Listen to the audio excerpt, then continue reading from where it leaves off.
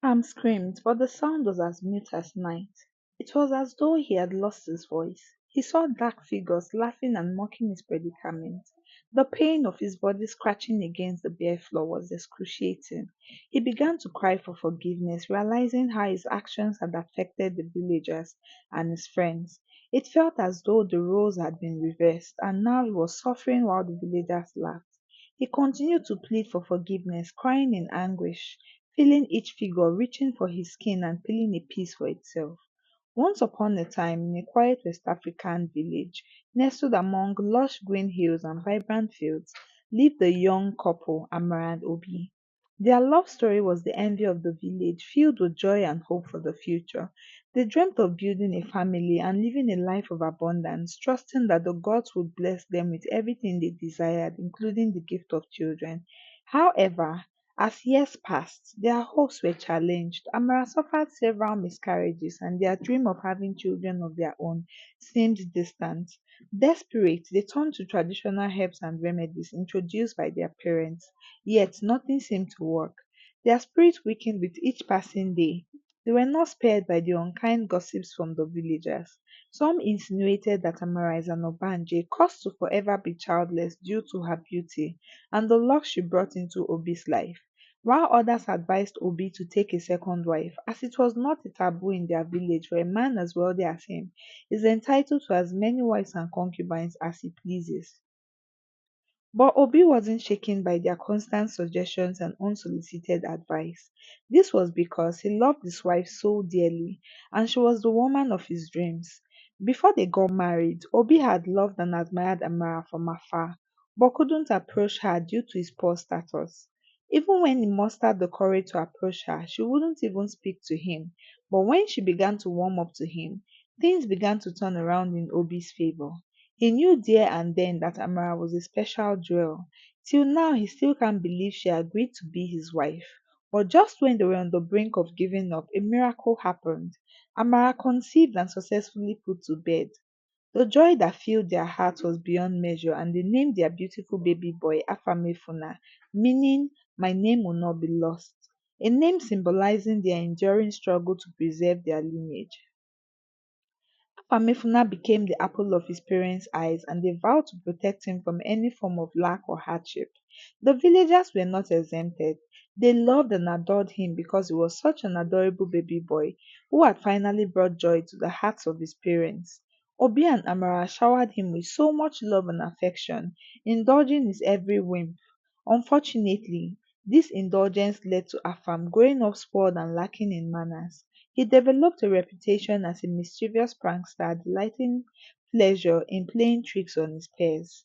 Afamefuna derived pleasure from seeing people miserable as a result of his pranks. Their confusion and anguish was the source of Afam's joy and delight. He would get into trouble with his peers and even his elders, and whenever he is challenged, Afam would beat them up mercilessly and threaten to set a more dangerous trap for them. This not only vexed the children's parents but prompted them to visit Obi's house as well to lay out their grievances. But this was of no use, as all caution and words of wisdom issued to Afam fell on deaf ears.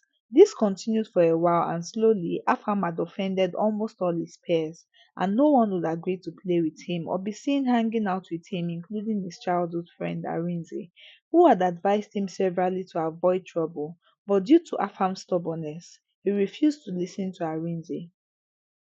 This caused Arinze to begin to avoid him, as he was gradually inheriting Afam's enemies, and unlike Afam, he was not strong enough to defend himself when the need arises. Arinze's decision annoyed Afam so much that he decided to have him taste the bitter medicine he had been giving to the villagers. One sunny afternoon, Afam came up with a brilliant plot to teach Arinze a lesson. He smiled as his plans developed in his head. The next morning, he woke up very early, picking up one of the water pots, despite his mother's words to dissuade him. Afam went to the village path where Arinze and his family passes every morning to the stream.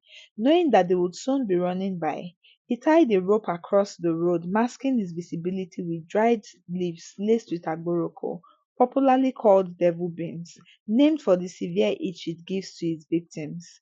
As expected, the children, including Arinze, came running. and several of them tripped over the rope, falling into the depths laced with devil beans.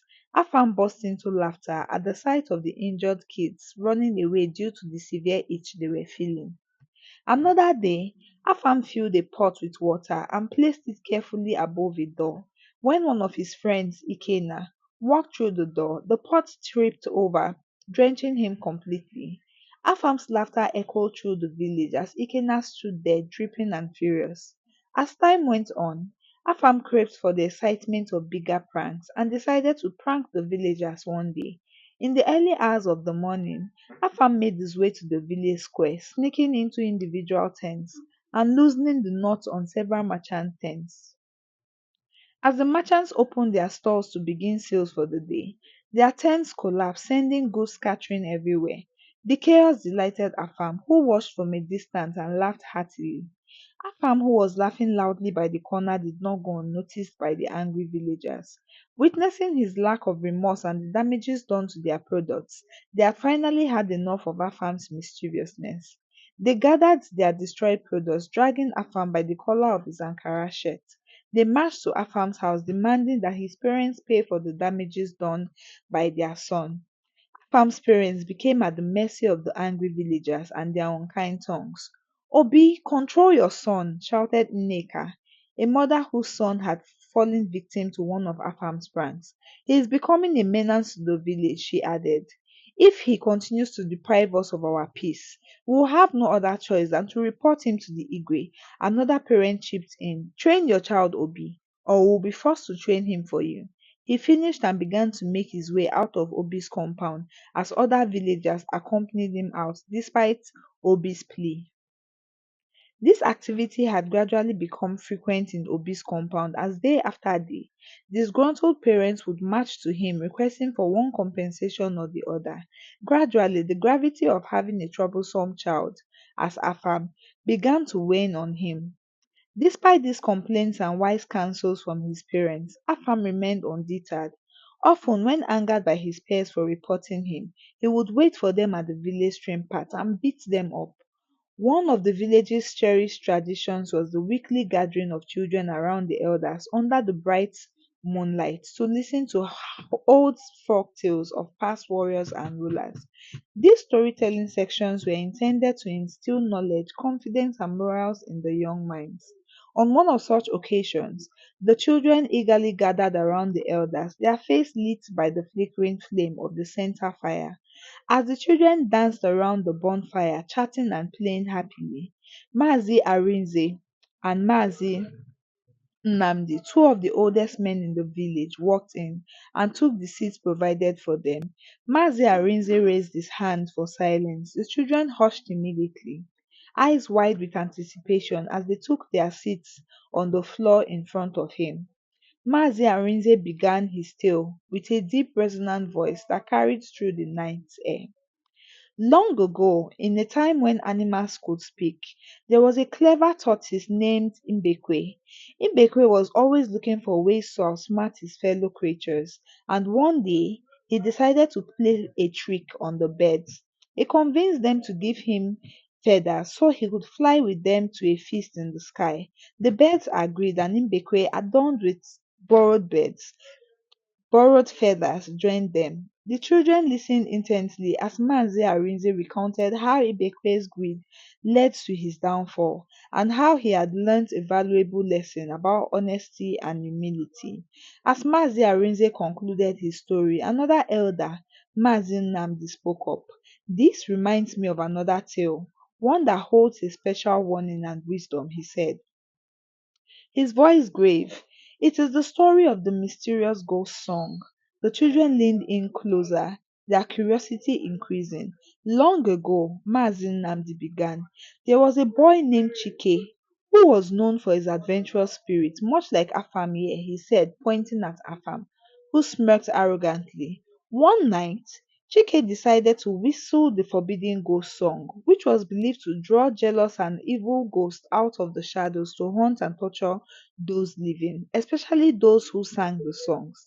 These spirits are believed to be spirits of men, women, and children who were wronged during their lifetime and their life cut short by the minds of greedy men. Despite the warning of his elders, he believed it to be nothing more than superstition. The children gasped and Mazi Nnamdi continued. Chike, who was known for his stubbornness and often mischievous, decided to confirm if the stories were true. He got home that day in the dead of night, with his face towards his hut and legs widespread. He bent over himself, looking in between his legs at the darkness outside. He began to whistle the ghost song. Not long, a cold wind swept through the village. By morning, Chike had lost his voice, never to speak again. The elder said it was the spirit's punishment for his disobedience. Ever since then, the stubborn Chike never altered a word, or even till now, no one knows what happened to Chike that night. He finished his story, leaving fear in the minds of the attentive children. Intrigued by the story he had just heard, Afam decided to test the truth of the village folk tales. Ignoring the warnings of his peers, that night he stood at the entrance of his hut, repeating the same posture that was narrated by Mazin Namdi. He began to whistle the forbidden ghost songs. He waited, expecting something supernatural to happen, but nothing did. Disappointed and smug, Afam went to bed, convinced that the tale was just a myth. As Afam settled into his bed on the brink of sleep, a sudden chilling sensation swept over him. A strange cold finger seemed to touch his back. Terrified, Afam turned around and saw no one. Only the sounds of cricket and restless birds greeted him. The room felt as if it was closing in on him, with shadows dancing ominously on the wall. The air grew thick with silence, punctuated only by his rapid breaths. He was startled to see that the window which he had closed before going to bed was now flung open. He hurried out of the bed to close it and make sure that the door was securely locked. Just then, he felt the same chilling sensation on his legs and cold bony fingers grabbing him. Before he could look down, he was swept off his feet and dragged aggressively away from his room and out of his house into the open village. Afam screamed, but the sound was as mute as night. It was as though he had lost his voice. He saw dark figures laughing and mocking his predicament. The pain of his body scratching against the bare floor was excruciating. He began to cry for forgiveness, realizing how his actions had affected the villagers and his friends. It felt as if the roles had been reversed, and now he was suffering while the villagers laughed. He continued to plead for forgiveness, crying in anguish, feeling each figure reaching for his skin and peeling a piece for itself. Just then, he felt someone shaking him to wake up. Afam screamed out in fear, meeting his parents' worried gaze. It was already daybreak by the time he woke up. They were surprised to see how frightened Afam looked, and the more surprising thing was the scratches all over his body, as if he had fought a wild beast in his sleep. Out of worry and unable to explain what their eyes had just witnessed, they rushed Afam to the herbalist for treatment. There, Afam narrated his ordeal from the previous night to the surprise of everyone present. From that night on, Afam changed. The once mischievous boy who had laughed at the wisdom of the elders and the warnings of his peers became subdued and thoughtful. He never spoke again of what he experienced that night, but the fear in his eyes was enough to convey the lesson he had learned. The villagers noticed the changes in Afam and took it as a sign that the old tales held truth and warnings meant to guide their lives. Afam's transformation served as a powerful reminder to the children of the village to heed the wisdom of their elders and respect the traditions that had been passed